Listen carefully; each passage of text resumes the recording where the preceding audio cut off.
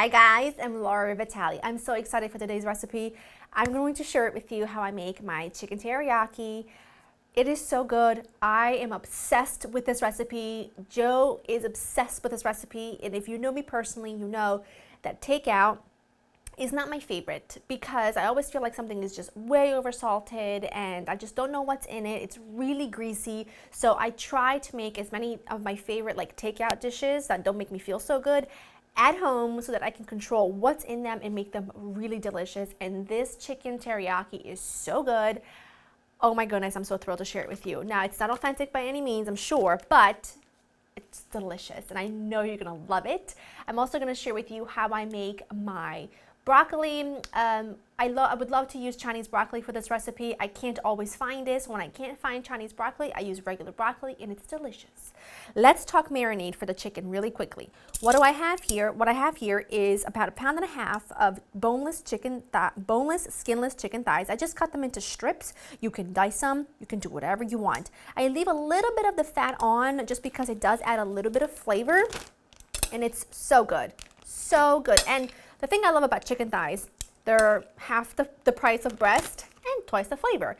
But they also stay really moist if you cook them long and, long for a long time. And if you cook them really quickly. So you can't go wrong. You will need soy sauce and toasted sesame oil.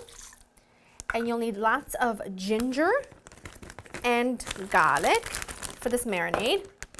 I put everything in a little resealable bag.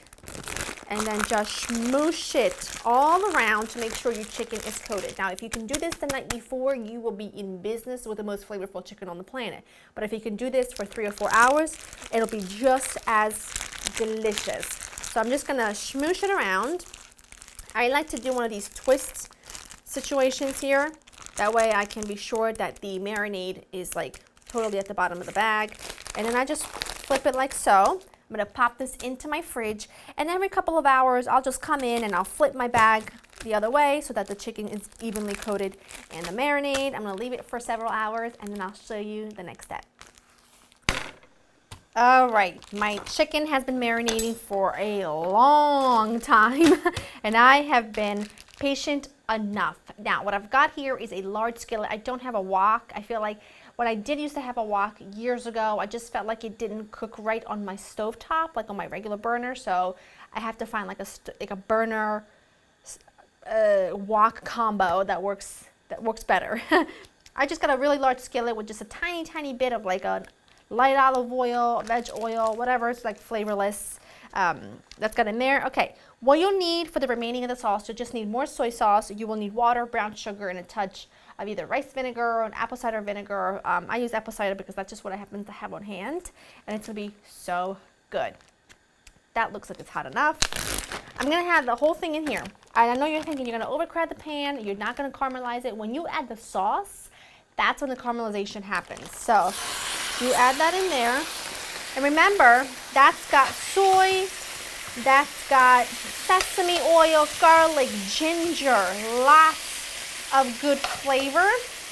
I'm gonna cook this over about medium-high heat for about, I would say, close to 10 minutes or until the chicken is just about fully cooked through. Look at that.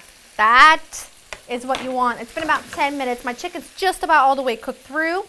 It looks magnificent already. I know. I'm as excited as you are. Soy sauce, brown sugar, your vinegar, your water. Give this a quick mix. The sauce is so good, and you can always just Also, make sure you always use a low sodium soy. You don't want anything to be too salty. Get that all in there.